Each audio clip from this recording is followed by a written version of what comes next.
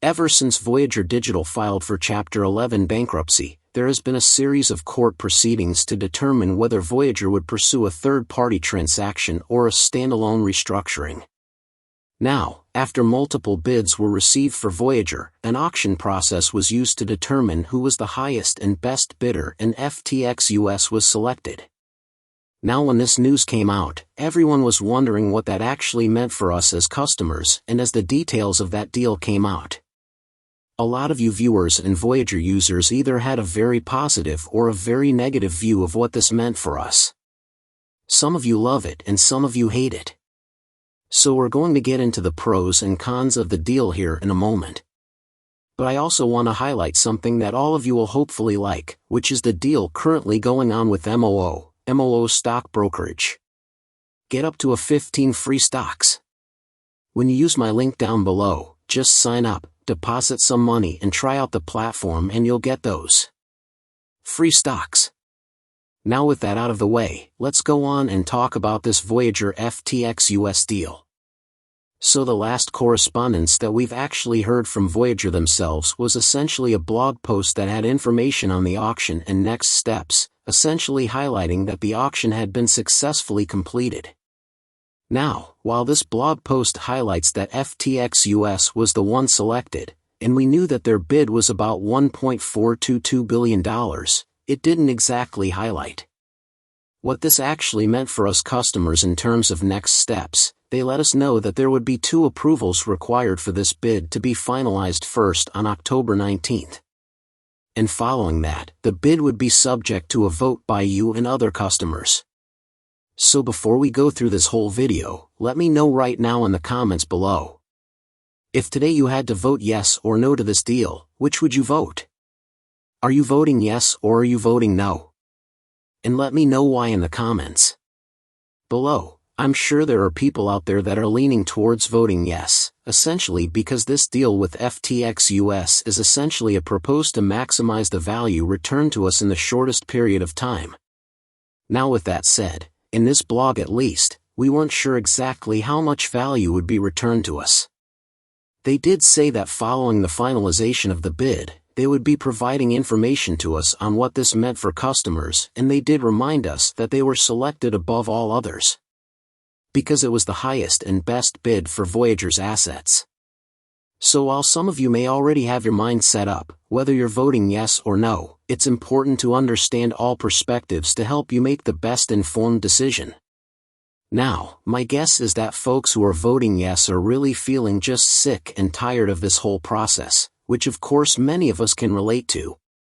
It feels like this has dragged on forever and a lot of us just want our funds back.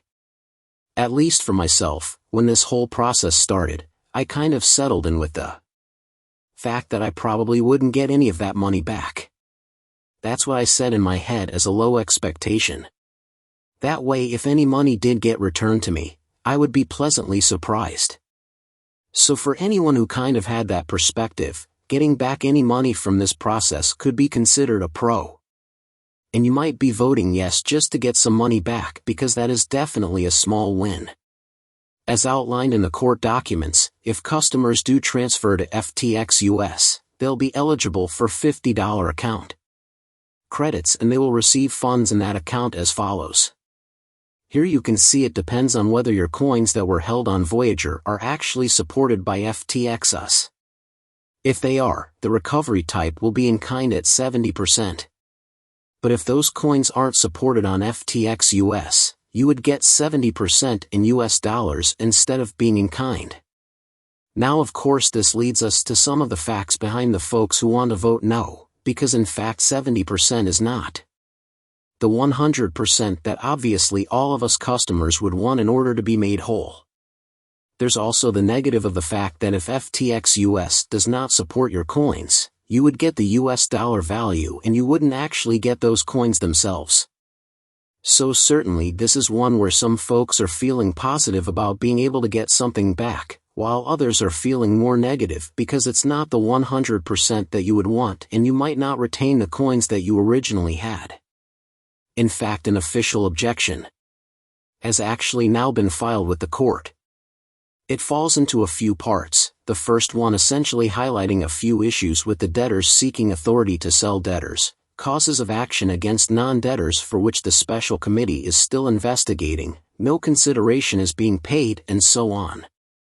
The part that I found quite interesting is in this second part, the debtors seeking to rebalance their crypto portfolio, which they highlight could have negative tax consequences to creditors that are dollarized.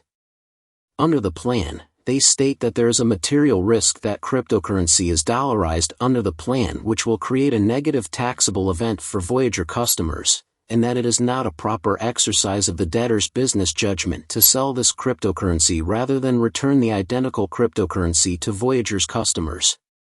Now I know that there's a lot of legal jargon in there, but this is exactly what we just talked about, the fact that if you held coins on Voyager that aren't supported by FTX, you are not going to retain that cryptocurrency.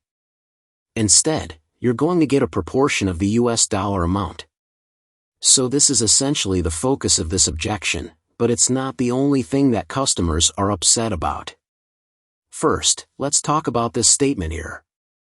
Following the sale to FTX, US Voyager will wind down, and therefore VGX will have no utility going forward. Before we even get into the VGX component of this, let's just talk about Voyager actually winding down.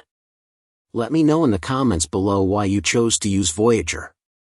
Was it because of their user interface, or what was it about Voyager that made you use that platform? If it was your choice, would you have the Voyager platform live on, or are you okay with it winding down and just having all of us users transferring over to the FTX US platform? This is definitely one of the parts that a lot of people are reacting to in a negative way, because they wanted the Voyager platform to continue on. Now obviously this is tied in with other components because people who use the Voyager platform were likely also a part of the Voyager loyalty program, which means that they had acquired VGX. And under this purchase agreement, it's clear that FTX US plans to purchase all the cryptocurrency on the Voyager platform other than VGX. They did note that they'll not be assuming Voyager's obligations related to VGX, but has offered to purchase all VGX in the debtors' estates for $10 million. So let's be honest now, how you're feeling about this deal probably depends on the specific coins that you held on the Voyager platform. Maybe if you're holding a solely Bitcoin and you're going to get 70% of that Bitcoin back transferred over to an FTX US account, you might be feeling a little bit better than that.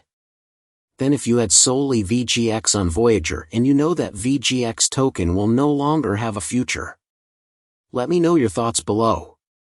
If you are a VGX token holder, now remember that this isn't finalized yet because 2 approvals are still being required for this to be finalized. The first is that this is going to be presented for court approval on October 19th.